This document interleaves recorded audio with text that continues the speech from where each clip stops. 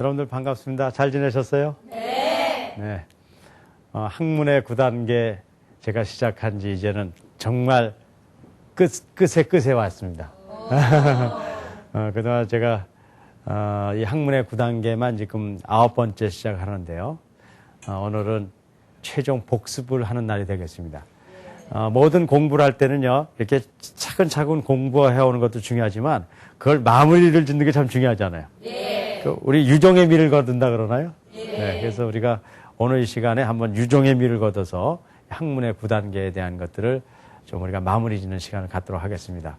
혹시 그동안에 이 강의를 좀 부분적으로 들으신 분은 오늘 시간들을 통해서 전체의 흐름이 어떻게 되는가를 좀 이렇게 정리하는 시간이 됐었으면 좋겠습니다. 우리 학문의 9단계를 크게 9개의 단계로 나눴지만 묶음으로 보자면 3가지 묶음을 제가 과거에 이렇게 좀 설명드린 적이 있어요. 어떤 이제 사람이 있는데 이 사람이 지적인 힘을 갖기 위해서는 첫 번째 외부에서 지식이 입수돼야 된다 하는 거였어요. 그렇죠? 하지만 이것만 갖고는 안 되고요. 머릿속에서 이것이 고도화돼야 된다. 이것이 바깥으로 표출돼야 된다. 이런 것들을 통해서 결국은 뭐가 되냐면요. 자기 지적인 힘들이 나타나게 되거든요. 근데 이것을 가장 이제 체계적으로 공부할 수 있는 것이 이제 학문의 9단계인데요. 이거를 이제 학문의 9단계를 쭉 설명도 드릴 수 있지만 이걸 함축적으로 모아서는 아주 효과적인 책 읽는 방법, 독서하는 방법하고 이렇게 연결시켜서 여러분들 집에서 아주 간편하게 할 수 있도록 제가 좀 오늘 좀 정리해 드리려고 그래요. 그래서 제가 학문의 9단계를 설명하고 그거를 머릿속에 지식으로만 아는 것이 아니라 진짜 내가 집에서 어떻게 활용을 할 것인가 그렇게 좀 설명을 드리죠. 그럼 이제 학문의 9단계가 왜 생기냐면요. 첫 번째 입수 단계에서 지식의 양이 많이 들어와야지 실제로 지적인 힘을 가질 수 있다는 것이에요. 여러분들 혹시 이제 강의를 들으신 분이 외우셨는지 모르겠는데요. 이건 굉장히 중요한 자료거든요. 원래 한국 사람이요. 열심히 공부를 해가지고 독서의 능력이 이제 생기게 되는데 원래 한국 사람들이 독서 능력을 갖는 정상적인 속도는 한 1200자 정도 내외거든요. 그런데 안타깝게도 우리 한국의 지금 현실은 고등학교 이상 공부를 해도 1분에 500자 정도밖에 못 읽어요. 네. 그러니까는 원래는 몇 자라고요? 1200자잖아요. 그래서 이 1200자를 읽는 것이 정상인이 된단 말이에요. 그래서 이 정상 속도를 갖도록 해주는 것이 첫 번째 우리의 목표예요. 이걸 갖는 방법이 속해 독서법입니다. 이 속해 독서법은 여러분들에게 여러 번 말씀드렸지만 첫 번째는 눈의 움직임, 신체적으로 눈의 움직임을 이제 빨리 해주는 거고 이거보다 더 중요한 것은 우리가 생각하는 단위대로 끊어서 읽는 거였어요. 그래서 이제는 그 예를 제가 한 가지 들어보자면 이런 겁니다. 나는 집에서 친구와 함께 밥을 먹는다. 이렇게 천천히 제가 또박또박 얘기했잖아요. 그거보다는 어떤 게 저 이해가 잘 되냐면 나는 집에서 친구와 함께 밥을 먹는다. 좀 빨리 읽었음에도 불구하고 더 이해가 잘 되죠.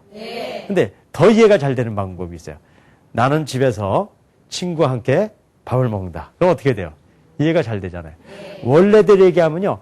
천천히 또박또박 읽는 게 이해가 잘 되고 빨리 읽으면 이해가 안 되는 거로 생각되지만 그렇지 않다는 거예요. 어떤 게 이해가 잘 되냐면요. 이건 아주 중요한 원리입니다. 나는 집에서 친구와 함께 밥을 먹는다. 이렇게 읽는 것보다는 나는 집에서 친구와 함께 밥을 먹는다가 더 잘 이해되고 나는 집에서 친구와 함께 밥을 먹는다. 이렇게 끊어 읽으면 더 잘 이해가 된다는 거예요. 그래서 어떤 그 글을 읽을 때 이렇게 이걸 그룹핑 한다고 그래요. 영어로는요. 하나의 묶음을 주는 거죠. 묶어서 읽는 것이 훨씬 더 잘 이해된다는 원리가 속해 독서법 원리예요. 근데 이게 공학적으로 보면요. 우리 뇌가 있잖아요. 뇌가요. 지금 인간이 만든 최고의 컴퓨터보다 더 좋아요. 그렇잖아요. 그렇죠? 아무리 컴퓨터가 좋아도 인간의 뇌를 쫓아갈 수가 없어요. 그래서 뇌에 보면은 저장 이렇게 이런 지식들이 저장되는 장치들이 있어요. 이렇게 있는데 나는 집에서 친구와 함께 밥을 먹는다 이런 얘기를 하려면 내 뇌에 난이라는 말이 들어있을까요? 없을까요? 들어있으니까는 이런 얘기를 할 거예요. 그럼 집에서라는 건 있을까요? 없을까요? 그 다음에 친구와라는 거 있을까 없을까요?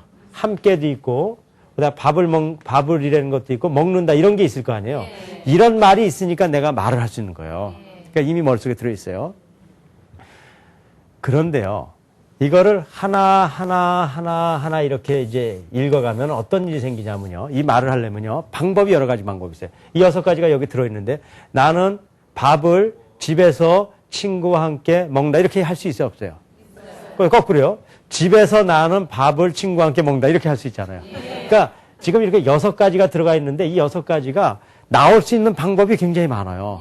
그 방법이 수학적으로 6팩토리아라고 그래요. 6 곱하기 2 곱하기 3 곱하기 4 곱하기 5 곱하기 6 하면 이게 몇 가지 방법이 있냐면요. 30, 6, 180에다 4니까는 720가지 방법이 있어요. 그러니까 나오는 방법이 720가지가 있다고요. 그런데요. 우리 뇌는 아주 성능이 좋아요. 이렇게 묶어서 공부를 하잖아요. 그러면은 이게 묶어서 들어가요. 여기다 나는 집에서 이렇게 하나에 들어간단 말이에요. 근데 친구와 함께 이렇게 들어가요. 그 다음에 밥을 먹는다 이렇게 들어가요. 그럼 몇 군데에 들어갔어요? 그럼 말을 할 때 이렇게 될 수 있잖아요. 나는 집에서 밥을 먹는다 친구와 함께 이렇게 얘기할 수 있죠. 친구와 함께 밥을 먹는다 나는 집에서. 이 경우도 여러 숫자가 있겠죠. 이렇게 3개를 묶었을 때 나올 수 있는 방법이 뭐냐면요. 3팩토리얼이라고 그래요. 1 곱하기 2 곱하기 3 하면 6가지 방법이 있어요. 자, 이게 뭔가를 설명드릴게요. 굉장히 중요한 겁니다. 이렇게 한 단어씩 읽으면요. 6개로 저장이 돼서 720번을 해야지 내가 하려는 얘기가 나온단 말이에요. 그냥 묶어가지고요. 3개로 넣으면요. 몇 번만 해도 돼요. 6번을 척척 해도 말이 나와요. 그러니까 720번을 머리에서 막 움직여서 나오는 거하고 6번에 나오는 거하고 어떤 게 빠를까요? 그렇죠. 몇 배나 빨라요? 100배 이상 빠르단 말이에요. 그러니까는요. 우리가 어떤 생각을 하거나 뭘 이해하려고 했을 때 그냥 뭐 막 하는 게 아니라 이런 인지공학적으로 이 정보가 정말 어떻게 처리되는가를 잘 알면은요. 그 원리에 따라서 공부해 나가면은 그냥 내가 해나가는 것보다 10배, 100배 이상의 이해력을 갖고 공부할 수 있단 말이에요. 그래서 이런 것들을 체계적으로 배우는 게 바로 뭐예요? 속해독서법이에요. 속해독서법은 글을 읽을 때 어떻게 읽냐면요. 절대로 하나하나 읽는 게 아니라 어떻게 읽어요? 묶어서 읽어가는 걸 얘기하는 거예요. 두 번째는 뭘 했냐면요. 질을 늘리는 거예요. 질을요. 질을 늘리기 위해서는 어떻게 되냐면요. 정보가 신속하고 정확하게 들어와야 돼요. 많이 들어왔는데 틀리면 안 돼요. 신속하고 정확하게 들어와야 돼요. 그러면 이제 그렇게 하는 방법을 글 분석법이라는 걸 통해서 이제 훈련 제가 여러분들이 할 수 있도록 했습니다. 그럼 글 분석법이라는 것이 무엇인가는 이런 거예요. 상대방이 이야기하는 것을 그대로 받아들일 수 있는 능력을 갖는 게 글 분석법이에요. 상대방이 A라고 얘기했는데 아니에요. 나는 B로 들었어요. 그러면 이게 문제가 생기잖아요. 그렇죠? 혹시 여러분들 기억나시는 분이 있을지 모르겠지만 제가 과거의 강의 중에서 세계관이라는 문제를 다룬 적이 있어요. 내가 색안경, 노란 색안경이라는 편견을 가지면은 빨간 걸 빨간대로 못 보고 다른 색깔로 본다는 거예요. 그렇죠? 그래서 내가 갖고 있는 고집이 너무 많으면요. 남이 얘기한 걸 그대로 받아들일 수가 없어요. 그래서 실제로 공부를 잘하는 사람과 못하는 사람의 차이는 뭐가 있냐면요.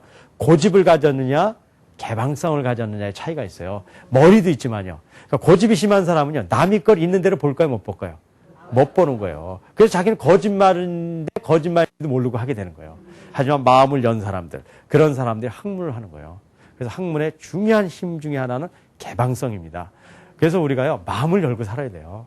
한 번 사는 인생인데 뭐 이렇게 꽉 닫고 사냐 이거예요. 열고 정말 세상을 바르게 보고 이렇게 살아가야지 그게 맞는 거죠. 그래서 이제 요거는 남의 말과 생각을 어떻게 하는 거예요?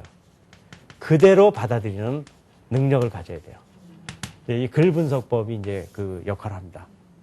세 번째는요, 이 입수하는 세 가지 중에 하나, 세 번째는 모든 정보는 사실과 정서, 아니면 또 감정, 이런 것들이 있다는 거예요.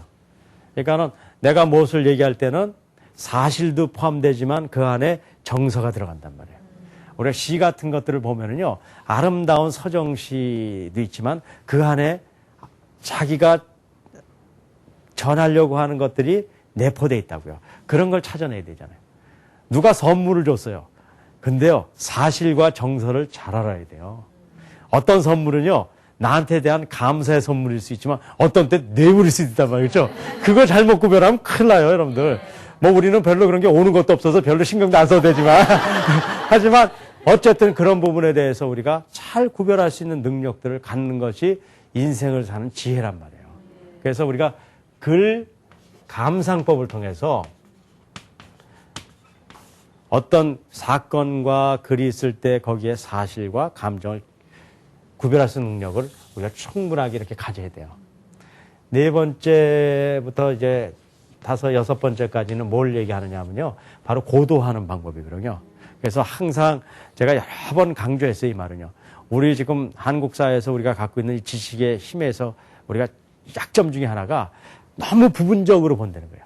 사물을 볼 때 한 부분만 보고 전체를 보지 못하니까 결국은 상당한 문제들이 생기거든요. 그래서 처음에 어떻게 해야 되냐면 먼저 전체를 보고 부분을 보는 능력을 갖자, 그런 얘기를 했어요. 그래서 전체를 보고 부분을 보는 능력.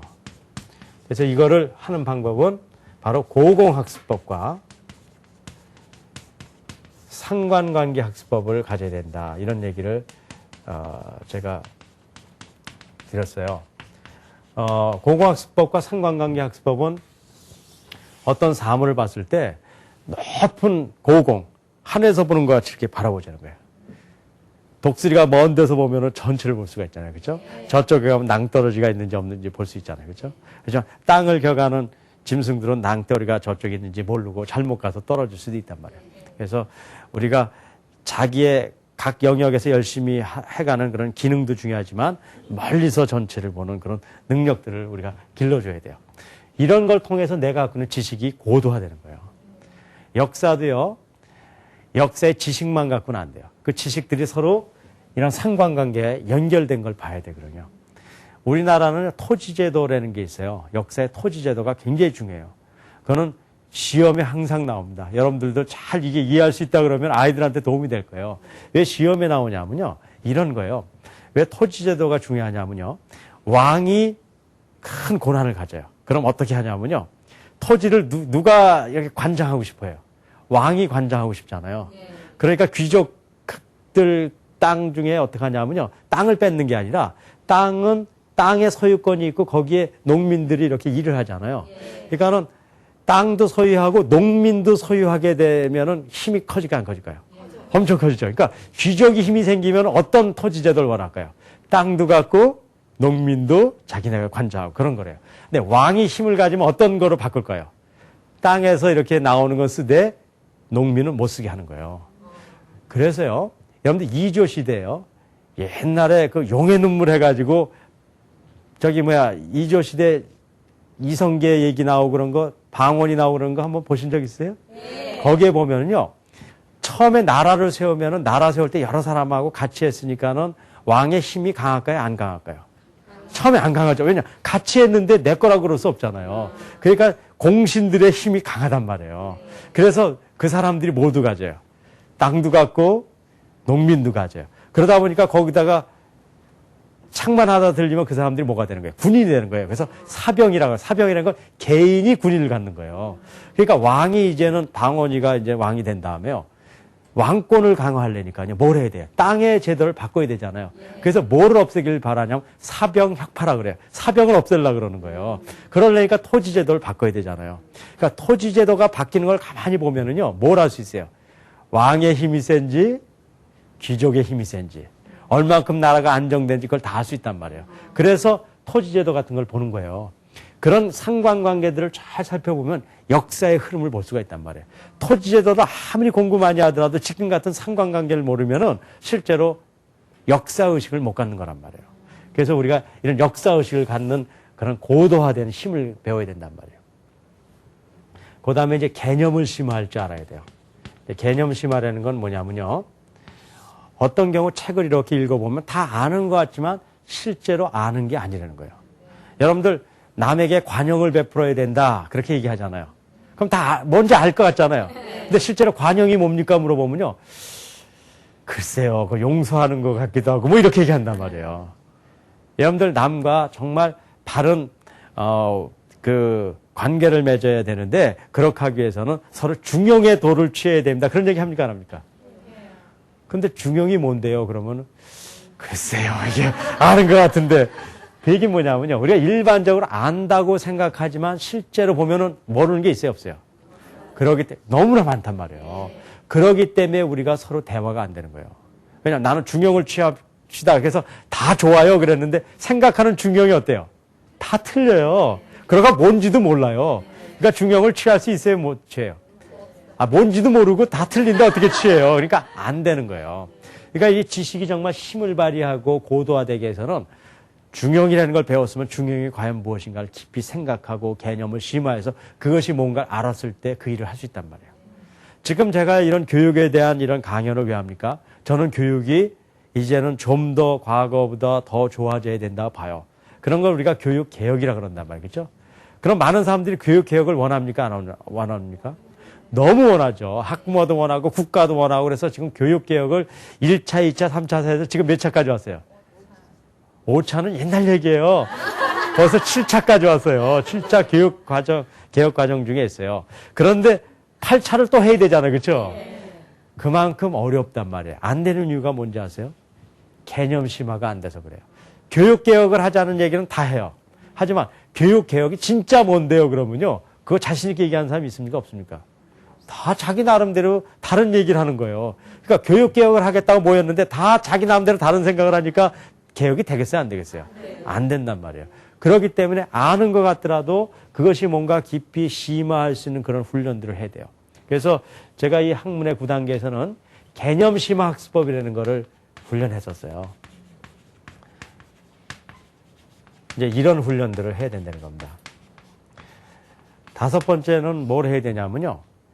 이렇게 배운 지식이 내 속에 내면화돼야 된다는 겁니다. 내면화 된다는 것이 뭔가를 설명드릴게요. 아무리 지식이 있더라도 그것을 실행하지 못하는 경우가 많이 있죠. 말은 그럴듯하게 해요. 하지만 실제로 안 하는 사람들이 있죠. 그게 왜 그런지 아세요? 나는 그렇게 생각해. 그렇게 말하는 사람들이 속이려고 그런다고 생각하진 않아요.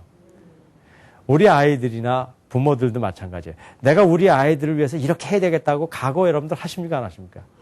하지만 작심 삼일이라고 안 되는 경우가 있잖아요. 마음이 없어서 그런 건 아니란 말이에요. 하지만 하려고 그러니까 돼야 안 돼요. 안 된단 말이에요. 그럼 왜 그러냐면요. 실제로 그것을 내가 알더라도 그것이 내 깊이까지 내면화되고 의식화돼야지 그걸 하는 거란 말이에요. 그래서 우리가 이제 지식을 입수했더라도 그런 걸 해야 되는데 이제 그런 걸 하는 방법이 객관화, 주관화, 그 다음에 거기다가 질문학습법 이런 걸 통해서요. 결국은 세계관을 변화시켜야 돼요. 행동의 변화는 세계관을 변화시켰을 때만 가능해요. 그래서 이제 이런 부분에 이제 내면화 활동을 해야 되는데요. 이제 이런 부분들 4번, 5번, 6번 같은 건요. 여러분도 오늘 들어보시면은 이 강의를 계속 들어오신 분들은 상식적인 얘기예요. 하지만 그렇지 않은 분들에게는 어떨까요? 너무나 생소할 수 있어요. 그렇죠? 그렇게 생소화되는 건 이런 걸 우리가 해왔다는 건가요? 안 해왔다는 건가요? 안 해왔다는 거예요. 그렇기 때문에 우리가 공부를 많이 하고 학교에서 성적도 높고 그렇지만 진짜 실력 있는 사람이 나타나지 않는단 말이에요. 그러니까 지식은 많이 들어와가지고 시험은 잘 볼 수 있어요. 하지만 그것이 전체를 보는 힘을 주지도 못했고 그것이 내 안에서 개념이 심화되지도 못했고 그것이 내면화됨으로써 의식화되고 그걸 통해서 내가 정말 올바른 것을 행동할 수 있는 힘으로 가지 않으니까 지적인 힘이 없는 거란 말이에요. 그래서 우리의 교육은 이 4번, 5번, 6번이 아주 깊이 심화돼야 돼요. 그 다음에 이제 필요한 것이 뭐 하는 걸까요? 바깥으로 표출시키는 게 중요하지 않겠어요? 이제 표출시키는 데 있어서 3가지가 있는데 표출시키는 방법이 여러 가지가 있는데 하나는 글로 표출하는 게 있어요. 그렇죠? 그 다음에 뭐가 있다고 혹시 기억나십니까? 그림이나 그런 도표 같은 거로. 그 다음에 하나는 수학적 식으로, 수학적 언어로 표출하는 방법을 우리가 배워야 돼요. 우리가 세상을 살면서요, 표출하는 방법을 잘 아는 것이 정말 지적인 힘의 근원인데, 그거를 말만 할 줄 아는 사람은 굉장히 많은 걸 놓친 거예요. 어떤 사람 말은 잘하는데 글을 써보라 그러면 어때요? 못 쓰잖아요. 하지만 말이라는 건 한 번 하면 없어지는 거예요. 그렇죠? 하지만 글이라는 건 어떻게 해요? 기록되고 유지된단 말이에요. 그러니까 말을 잘하는 것도 중요하죠. 뭐를 잘하는 것도 중요할까요? 글을 쓰는 것도 중요해요. 제가 여기서 이제는 우리가 교육의 문제이기 때문에 아이들 얘기를 가끔 하는데요. 아이들한테 좋은 말을 하는 경우도 굉장히 깊이 남습니다. 하지만 아이들에게요, 어느 날 쑥스러울지 모르겠지만 좋은 편지 한 장을 써서 그 아이의 책상에 놨을 때 그 아이에게 얼마나 감동적인 일이 생기는지 아세요? 여러분들 그런 걸 해볼 만하단 말이에요. 문자 메시지라도 여러분들 남겨보라는 거예요. 물론 야 공부 안 해가지고 너 혼난다 이런 거 남기지 말고요. 그런 거 말고 정말 그 아이들을 격려하고 사랑하는 말들을 우리가 해줄 수 있단 말이에요. 이 말과 글 이런 모든 표현은요, 두 가지 중요한 작용을 할 수 있어요. 하나는 살리는 말과 살리는 글, 살리는 표현을 할 수 있고, 어떤 때는 어떻게 할까요? 철저히 그 사람을 망가지게도 할 수 있단 말이에요.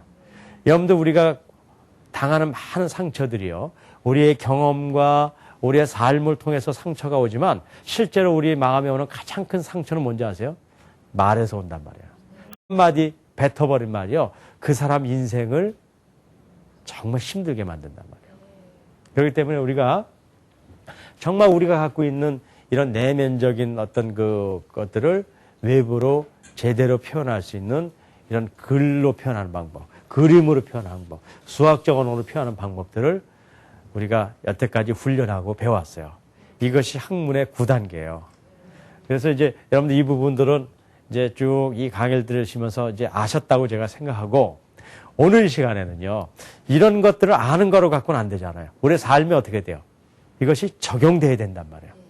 그래서 이런 9가지 요소들을 어떻게 우리 삶에 쉽게 적용할 수 있는가 하는 문제를 같이 나눠보도록 하시자고요.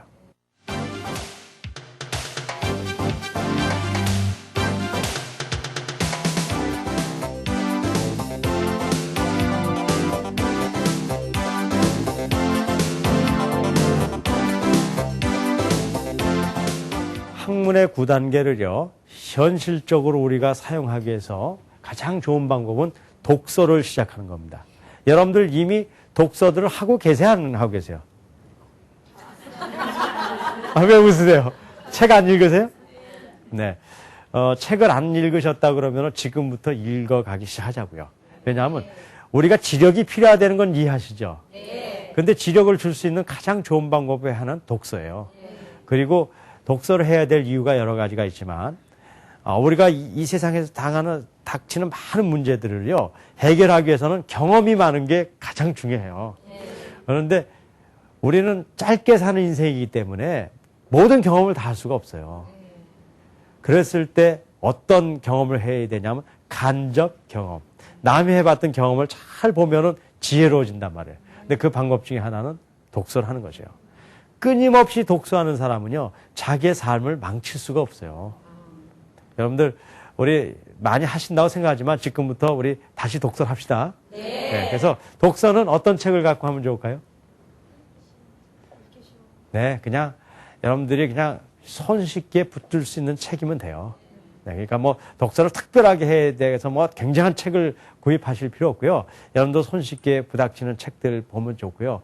뭐 여러분들 나온 잡지 중에서도 좋은 글이 많이 있잖아요.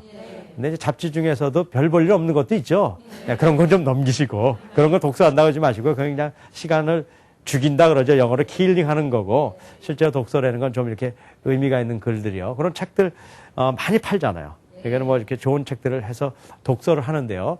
지금부터 제가 하라는 방식으로 독서를 하면은 학문의 9단계의 모든 요소들을 그냥 자연스럽게 여러분들이 익히게 되는 거예요. 네. 그래서 제가 뭐 이름, 별명상 그냥 5차원 독서법 이렇게 얘기하고요. 어떤 독서를 하는가. 일단 독서를 하려면 뭐가 있어야 될까요? 첫 번째요. 책은 있어야겠네요. 책을 선택하는 건 참 중요해요. 저는 이런 책을 선택하도록 권해요. 그냥 편한 대로 아무 책이나 이렇게 골라서 이렇게 독서를 하셔도 되되, 가능하면은요, 내가 관심 있는 부분들에 대해서 좀 책을 이렇게 보는 게 참 중요해요. 그러니까는 여러분들이 만약에요, 아이들, 자녀에 대한 그 관심이 많잖아요. 그러면 그런 책들을 보게 됩니까? 안 보게 됩니까? 네, 보게 되잖아요. 그렇죠? 근데 이제, 하지만 아이들, 자녀들만 하는 게 여러분들의 목은 아니라고 난 봐요. 여러분들을 위한 책도 필요하지 않겠어요? 네, 여러분들 위한 책들이라면 어떤 걸까요? 혹시 여러분들이 과거에 하고 싶었었는데 못했던 것들이 있는 분들은요, 시작해 볼 수도 있다고 봐요. 예를 들어서 그림을 옛날에 그리고 싶었는데 못하신 분이 있으면요, 혹시 미술가의 이야기들, 그런 것들 한번 여러분들 보세요. 그럼 그분들의 가안적 경험을 통해서 그분들의 내면 깊은 세계를 볼 수 있단 말이에요. 그리고 옛날에 봤던 책들 다시 보는 것도 좋을 거예요. 그렇죠? 그래서 어떤 책을 일단 선택을 해요. 그런데 그 다음에 이제 독서법이니까 이 책을 선택은 하시고, 그 다음에 어떻게 읽을 거냐를 제가 설명드리려고요. 첫째는요, 이런 방법을 택하셔야 됩니다. 보통 60분 정도 책을 읽을 시간이 있으면 많은 사람들은 어떻게 하냐면요, 60분을 책을 읽고 오늘 책 봤다 그런다는 거예요. 그렇죠? 그렇게 읽는 방법을 버리라는 거예요. 예를 들어서 내가 오늘 한 60분 정도 여유가 있다. 그래서 책을 갖다 놨다면 60분을 절대 읽으면 안 된다는 게 이제 중요한 5차원 독서법의 근본적인 원리예요. 한 몇 분 정도만 뭐냐면요, 한 40분 내외 정도만 독서를 하려는 거예요. 그러니까 독서라는 것보다 책 읽기를 하는 거죠. 그렇죠? 독서는 이제 전체 60분 동안 할 겁니다. 60분 독서 시간에 40분 읽기를 하는데, 과거에는 몇 분 읽기를 했어요? 60분 읽기를 했단 말이에요. 그러니까 옛날에 책 있으면 60분 동안 쫙 읽고서 책 봤다 그러는 거예요. 그러니까 뭐가 되냐면요, 책을 읽고 머리에 입수만 했는데 그 외엔 일어난 일이 없단 말이에요. 어떻게 하냐면요, 40분만 읽습니다. 그러면은 옛날보다 적게 읽었죠. 하지만 몇 분의 시간이 있어요? 20분의 시간이 중요하단 말이에요. 이 20분의 시간 동안에 뭘 할 수 있냐면요, 독서가 이루어지기 전에 처음에 뭐가 들어야 되냐면 입수가 되고 머릿속에서 뭐가 일어나야죠? 네, 저장돼서 고도화가 더 이렇게 발전돼야 되잖아요. 그걸 시작해야 된단 말이에요. 그 고도화의 작업이 아까 표현한 대로 고고학습법 들었잖아요. 개념심화학습법, 그 다음에 뭐 내면화하는 뭐 질문학습법 이런 것들인데요. 그런 것들이 어떻게 일어나는가 하면요, 그럼 모든 과정은 뭐 할 때는 생각할 때 일어난다는 거예요. 그래서 이제 독서예요, 이 생각한다는 것이 가장 지금 중요한 하나의 여러분들 단어라고 생각하고 이제 독서를 하자고요. 그러니까 책을 읽고, 참 좋았다 그러고 털어놓는 거 하고, 책을 한 읽을 시간에 40분 읽고 20분 동안에 여태까지 읽은 걸 어떻게 하냐면요, 생각을 해보는 거예요. 그러면요, 이런 사람이 있어요. 그거 손해 아니냐. 60분 읽으면 이만큼 읽을 텐데, 요걸 읽고 생각하면은 이 밑에 거 억울하지 않냐. 그런 얘기를 하잖아요. 그렇지 않아요. 전번에 얘기 드린 대로요, 생각을 하면은 지식들이 막 이렇게 재배열이 일어나거든요. 근데 지식의 재배열이 일어나면 뭐가 되냐면 가치가 높아진다고 얘기했어요. 전화번호 100개를 그냥 적어 놓은 거하고 이씨, 최씨, 김씨 나눠 놓은 거하고 똑같은 100개라도 가치가 같아요. 완전히 틀려요. 그러니까요, 40분 동안에 지식을 읽어서요, 그냥 놔둔 거하고 생각을 하면 이게 어떻게 돼요? 머릿속에서 막 재배열이 일어나요. 이렇게 머릿속에서 막 재배열이 일어나면은 어떤 일이 생기냐면요, 이 가치가 10배, 100배, 더 할 땐 1000배도 늘 수 있단 말이에요. 그러니까요, 책을 읽고 생각을 해야 돼요. 여러분들 유아책을 읽고요, 아이들 교육책을 읽고요, 이런 사람 있어요. 생각 없이 읽고 이거 정말 좋구나 그래가지고 하는 사람이 있어요. 그건 정말 위험한 일이에요. 여러분들 그 책에서 옳을 수도 있지만 어떨 수 있어요? 틀릴 수도 있단 말이에요. 그렇게 되면 어떤 일이 생기냐면요, 한 아이를 일생을 망칠 수 있단 말이에요. 저는 지금 5천 교육에 대한 설명을 하면서도요, 제가 이렇게 얘기하는 이유는요, 여러분들 들을 때 제 얘기 참 그럴듯하게 동의되잖아요. 하지만 그대로 하면 여러분들 안 된다는 거예요. 그럼 여러분들 잘못하고 있는 거예요. 만약에 제 강의를 이렇게 들으면서 여러분들 참 좋다 그렇게 생각하지만 그게 틀린 거면 어떡할 거예요? 그럼 여러분들 자녀를 망칠 수 있단 말이에요. 그렇죠? 그래서 어떻게 되냐면 이렇게 여러분들 듣고 공감이 되더라도 무슨 작용을 해야 돼요?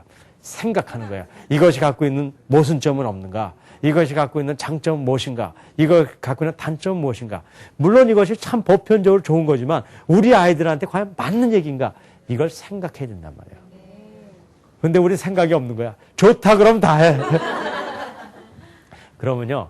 발전이 없어요. 발전이 없어요. 그래서 생각을 하는 겁니다. 생각을 어느 정도 하냐면요. 한 15분 내지 뭐 이 정도를 생각을 하는 겁니다. 그럼 생각하는 동안에요. 엄청나게 많은 것들이 나와요. 그럼 5분 남죠, 나머죠? 5분 동안 뭐 하는 거냐면요. 쓰기를 하는 거예요. 네, 5분 동안에. 이제 이렇게 한 다음에 쓰는 겁니다. 뭘 쓸 게 있을까? 아니에요. 생각하면 쓸 게 있어요. 제가요, 우리 아이들한테 이런 훈련들을 시키니까요. 안 쓰는 거예요. 왜 안 썼을까요? 뭐 생각이 나야죠. 여러분들 생각을 안 하다가 생각하면 생각이 안 나게 되는 거예요. 제가 옛날에 그 시에 대한 얘기를 할 때 여러분들에게 여러 가지 질문해도 머릿속에 잘 안 나오는 경우가 있어요. 새로운 단어를 자꾸 생각해 보라 할 때 안 나요. 그 이유는 뭐냐면 머릿속에 없어서가 아니라 생각을 하지 않아서 튀어나오지가 않을 뿐이에요. 이 내부에 있는 지식이 튀어나오는 가장 유일한 방법은 생각하는 것 뿐이에요. 그래서요, 이 생각하면요, 많은 것이 튀어나오니까 이게 적게 되는데, 우리 아이가 못 적는 거예요. 근데 한 열흘 정도 지났는데도 계속 못 적어요. 아이가 미안했는지, 열흘 지나가서 이렇게 적었거든요. 그래서 궁금해서 딱 봤더니 뭐라고 썼냐면, 없음, 그렇게 써있더라고요. 하지만요, 그걸로 끝난 게 아니었어요. 그것이 일주일 지나고 한 달, 두 달 지나니까요, 쓰기 시작하고 수많은 내용들을 쓰기 시작한다고요. 제가 우리 중고등학교에서요, 학생들에게 이런 훈련을 시작하는 거예요. 처음에는 몇 잘 못 써요. 쓸 게 없는 거예요. 그런데 한 달, 두 달 지나면요, 너무 많이 써서 걱정이야. 왜냐하면 머릿속에서 생각이 어떻게 샘솟듯이 쏟아져 나온단 말이에요. 여러분들 머릿속에요, 정말 보석 같은 생각들이 너무 많아요. 여러분들 인생 살면서요, 정말 쓴맛, 단맛 다 우리가 경험했잖아요. 그런 여러분들 머릿속에 지혜가 있겠어요, 없겠어요? 있단 말이에요. 그것이 여러분들 왜 사장되는지 아세요? 생각하지 않기 때문에 그래요. 생각해서 나오면은, 그 다음에는 쓰기 시작해야 돼요. 그런데요, 아무리 생각을 많이 하더라도 쓰지 않으면은 그게 소용이 없어요. 왜냐하면요, 쓰는 동안에요, 모든 것이 구체화돼요. 제가 추상적인 개념을 구체화시켜야 된다는 그런 얘기를 여러 번 이 강의 중에 했거든요. 아무리 좋은 얘기가 들어오더라도 처음엔 그것이 구체화되지 않아요. 예를 들어서 이런 강의를 들으면요, 여러분들 마음속에 이야, 5차원 점정 교육 해야지. 그런 마음은 들어요, 안 들어요? 들어요. 하지만 가서 5차원 해요, 딴 거예요. 딴 거 하게 돼 있는 거예요. 왜 그러냐면 마음은 그렇대. 그것이 추상적이란 말이에요. 참 좋다. 좋다는 거로 어떤 일이 벌어질 수는 없어요. 그것이 구체화되어야 되는데 구체화시키는 가장 좋은 방법은 쓰는 거예요. 쓰다 보면 구체화되고 그것이 명료화되는 거예요. 그러니까는요, 이 5차원 독서법의 가장 중요한 것은 절대로 시간을 다 투입해서 읽기만 하지 않는다는 거예요. 첫 번째는 어느 정도 시간을 내서 읽고, 그 다음에 뭐예요? 생각하고, 그 다음에 적는 거예요. 자, 이거를 여러분들이 원칙으로 정하시고 독서를 하는데, 이제 학문의 9단계를 배우신 분은 여기서 몇 가지 더 진도를 나갈 수가 있어요. 자, 그러면요, 40분 정도 읽으라고 그러는데 어떻게 읽어야 되는 건지 한번 설명드릴게요. 읽을 때요, 보통은 여태까지는 어떻게 읽었어요? 그냥 쭉 읽었잖아요. 그 다음에 어떤 분은 이렇게 연필을 이렇게 줄치면서도 읽어가고 뭐 이러잖아요. 그렇죠? 어떤 사람은 볼펜을 뭐 칠도 하고 이렇게 읽어가잖아요. 그거 다 중요한 거예요. 뭐 그런 게 중요하지만 첫째 제일 중요한 거는 센스 그룹이라고 그랬어요. 의미 달라고 이렇게 끊어서 읽어야 된다는 거예요. 이거에 대한 중요성을 말씀드렸죠. 왜 그러냐면요, 이렇게 덩어리로 묶어서 읽어가면은 이 덩어리로 뇌에 어떻게 돼요? 저장이 돼요. 그래서 이해력이 10배, 100배 엄청나게 늘어날 수가 있단 말이에요. 그러니까 이렇게 끊어서 읽어가면요, 여러분들 이제 해보면 금방 이해가 되겠지만 옛날에 이해 안 되던 것들이요, 이해가 되기 시작해요. 그러니까 글이 이해가 잘 되면 어떻게 돼요? 그만큼 글을 잘하는 거고, 만약에 학생들이라면 이렇게 공부해서 이해가 잘 되면 공부를 어떻게 되는 거예요? 잘하게 되는 거예요. 그래서 이게 이런 훈련을 계속해 가면은요, 한 반년 내에 두세 배 속도도 빨라진단 말이에요. 그럼 아이들이요, 이런 능력을 갖게 되면요, 지금 제가 여러분들에게도 이런 하는 방법을 알려 드리지만, 아이들이 두세 배가 빨라지면은 교과서 같은 거는 한 두세 시간이면, 빠르면 한두 시간이면 책을 다 볼 수 있는 능력이 생긴단 말이에요. 그러면 어떤 아이가요, 자기가 갖고 있는 그 교과서를 두세 시간 만에 다 볼 수 있다 그러면은 그거 뭐 공부 못할 수가 있겠어요? 없겠어요? 그런 건 없어요. 토요일 날 교과서 한 두세 시간이면 다 읽고, 또 저녁 먹고 한 번 더 읽고, 그러면 교과서 내용 알고, 그런 아이들이 어떻게 공부를 못 하겠어요? 그러니까 이런 걸 통해서 읽어갈 때 이게 바로 속회법인데, 속회법 훈련을 놓치지 말고 하시라는 거예요. 자, 이게 굉장히 중요합니다. 그 다음에요, 이거 첫 번째는 끊어서 읽기예요. 그렇죠? 이 훈련이 되면 여러분들 독서 능력이 확 늘어나요. 두 번째는요, 네모치면서 읽기. 좀 이상하죠? 네모치면서 읽기는 뭐냐면요, 읽다가 모르는 단어가 나오면 네모를 치라는 거예요. 근데 이게 무슨 뜻이냐면요, 모르는 단어보다 아는 건지 아는데 진짜 모르는 거. 중용. 뭐 그런 거 나왔을 때 다 안다고 생각하잖아요. 하지만 깊이 생각해보면 아닐 수 있단 말이에요. 그런 걸 네모쳐가지고 사전도 찾아보고 그러면요, 어떤 생각이 돼? 생각이 깊어져요. 개혁, 다 아는 것 같지만 개혁을 찾아보면요, 진짜 개혁이 우리가 생각하는 거하고 다른 걸 알 수가 있단 말이에요. 그런 걸 통해서 우리 생각이 깊어져야 돼요. 이 사선치기를 하면요, 생각의 폭이 넓어져요. 이런 네모를 쳐서 생각을 하면 생각이 어떻게 돼요? 깊어진다고요. 그러니까 넓어지고 깊어지는 경험을 할 수가 있어요. 여러분들이 부닥치는 많은 단어 중에 아는 것 같지만 모르는 것들이 너무나 많아요. 여러분들, 우리가요, 이웃을 사랑해야 된다는 얘기 많이 하죠. 하지만 진짜 사랑이 뭐라고 여러분들 정의할 수 있어요? 뭐 사랑은 눈물의 씨앗이라고 그러고, 아니 그래가지고 그게 되는 거냐는 거예요. 그런 게 아니란 말이에요. 사랑에 대한 분명한 정의와 개념이 있을 때 사랑할 수 있는 거예요. 여러분들 다 자식 사랑한다고 얘기하잖아요. 하지만 여러분들이 사랑한다는 정의에 따라서 아이들을 그렇게 키울 거란 말이에요. 여러분들 정말 자식 사랑에 대한 깊은 개념을 심어하지 않는 한 여러분들 진짜 자식 사랑하기 쉽지 않아요. 어떻게 하냐? 내 감정대로 해요. 어느 날은 잘하다가 어느 날 완전히 열받으면 어떻게 돼요? 이놈 또 혼내고 이렇게 되잖아요. 그게 사랑이 아니죠. 사랑하는 마음은 있지만 그게 사랑의 행위는 아니란 말이에요. 그거에 대한 분명한 인식을 했을 때 가능하다는 거예요. 네모치면서 읽기. 세 번째는 뭐 하냐면요, 밑줄 치면서 읽기. 이 세 가지를 하시면 돼요. 밑줄 치면서 읽는 건 뭐냐면요, 글을 읽을 때 쭉 읽어가면서 편견 없이 저자가 얘기하는, 글 쓴 사람이 얘기하는 걸 잘 알아들어야 되잖아요. 근데 사람들은 그걸 알기가 어렵다고 얘기했어요. 세계관의 문제예요. 이미 내가 편견이 있어서 글을 읽으면서요, 어디에 관심이 가냐면 내가 중요한 것에 관심이 가요. 자연보호 관심 있는 사람은요, 책을 읽으면 전부 자연보호로 보여요. 그렇죠? 하지만 이런 사람이 있어요. 자연보호도 중요하지만 인간이 살기 위해서 개발해야 되겠다는 생각을 가진 사람이 있을까 없을까요? 그런 사람은 뭐가 중요하게 보이는 거예요? 개발하는 게 중요하게 보인단 말이에요. 그래서 봐야 될 걸 못 봐요, 서로들. 하지만 어떤 생각을 내가 갖고 있건 간에 상대방이 얘기하는 걸 정확하게 알아야 되잖아요. 그래서 중요한 것에 밑줄 치는 게 아니에요. 어디다 밑줄 치냐면요, 내가 중요한 것이 아니라 글 쓴 저자가 중요하다고 생각하는데 밑줄 치는 훈련이 돼 있어야 돼요. 사람들은 어디다 밑줄 쳐요? 내가 중요한 거에다 중요하다. 그러니까요, 상대방이 얘기하려는 걸 발견할 수가 없단 말이에요. 철저하게 내가 중요한 것이 아니라 누가 중요한 것이요? 저자가 얘기하는 것. 근데 어떤 때는요, 그렇게 밑줄 치려면 기분 나쁠 수도 있어요, 없어요? 내 생각하고 어떠니까요?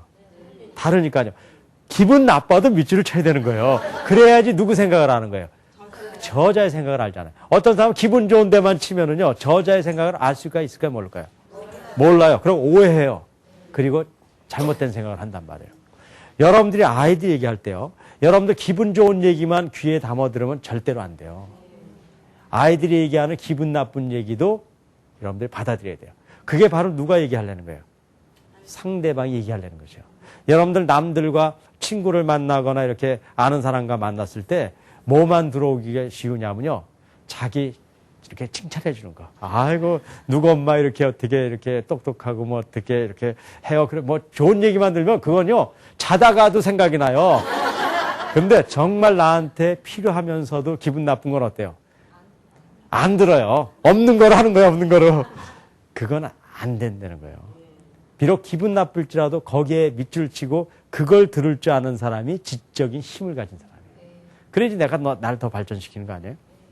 그래서 끊어 읽기, 네모치기, 밑줄 치면서 읽기를 하는 겁니다. 그렇게 하고 난 다음에 어떻게 해요? 생각하고. 그 다음에 적고. 적는 3가지 요령은 제가 여러 번 얘기했지만 다시 적습니다. 글을 적을 때요. 쉽게 적도록 노력하세요. 그냥 모든 표현을 쉬워야 돼요. 제 강연이요. 여러분들에게 좀 이 강연 내용들을 보면 그렇게 쉬운 강연의 내용을 내가 하고 있지 않다는 건 알 거예요. 학문, 진리, 개념심화, 내면화. 여러분들 질색이 날 정도로 어려운 단어를 제가 쓰는 겁니다. 하지만 여러분들에게 그렇게 어렵게 들리지 않는 건 사실이죠. 왜 그런지 아십니까? 제가 여러분들에게 쉽게 하도록 노력해서 하기 때문에 그렇다는 거예요. 그게 중요한 거예요. 대화에서는 쉽게 하는 거예요. 그러면서 간결해야 돼요. 복잡하게 여러 얘기하는 게 아니라 간결해야 돼요. 그러면서 본질을 건드려야 된단 말이에요. 여러분들 글을 읽고 이렇게 하세요. 다 잊어버리시고요. 글을 읽을 때 사선 치면서 읽어가면서 모르는 단어 있으면 네모치고 어렵지 않잖아요. 그다음에 좀 기분 나쁘지만 상대방이 중요하다고 생각하는 거는 밑줄 치고 그렇게 읽는 거예요. 그런데 60분 동안에 다 읽는 게 아니라 60분 시간이 되면 얼마나 읽어요? 40분을 그렇게 읽는 거예요. 그렇게 하고 놓고서 머릿속으로 생각해 보는 거예요. 아, 이 사람이 생각한 것이 과연 맞는 것인가 틀린 것인가 나한테는 이게 어떤 의미인가 이렇게 생각을 하는 거예요. 그럼 15분 동안 생각하는 동안에 지식의 여러 가지 재배열이 일어나고 그것이 정리된 다음에 어떻게 써요? 글을 쓰는 거예요. 길게 쓰려고 그럴 필요 없어요. 어떻게 써요? 쉽게, 그러게 간결하게. 그러면서 그 안에는 본질적인 걸 써가는 거예요. 그렇게 되면 여러분들 안에는요 어떤 힘이 생기냐면요 지식을 입수해서 고도하고 표출하는 본질적인 지적인 파워를 힘을 갖는단 말이에요. 여러분들 그것이 그렇게 어려운 게 아니에요. 나는 여태까지 그렇게 살아왔고 그걸 통해서 지적으로 굉장히 큰 힘을 얻을 수가 있었어요. 이것이 어렵지도 않고 누구나 된다는 거예요. 여러분들이 이런 힘들을 이번 과정을 통해서 모두 갖길 바라면서 정말 제가 이 강의를 그렇게 좀 정리했으면 좋겠고요. 마지막으로 제가 한두 가지 이제 질문을 받고 이제 우리가 이 강의를 좀 정리해야 될 것 같습니다. 제 아이가 중학교 1학년 여자아이인데요. 독서를 잘 안 하거든요. 그러니까 책을 가까이 할 수 있는 방법을 좀 알고 싶습니다. 네. 요즘 책을 읽기가 참 어려운 시기가 된 것 같아요. 왜냐하면 아이들이 책을 꼭 안 읽으려고 그러는 것이 아니라요. 책 외에 대체해서 볼 수 있는 것들이 너무 많잖아요. 그런 것들이 어떤 겁니까? 이제 텔레비전도 그렇고요. 그 다음에 컴퓨터 같은 것도 그렇고요. 만화책도 그렇고요. 이제 만화책도 이제 책은 책이죠. 그런데 이제 만화책까지도 사실 나쁘진 않다고 보는데 책이 아닌 다른 것들을 많이 보게 돼요. 그 중에 텔레비전 같은 걸 얘기할게요. TV 프로를 보면요.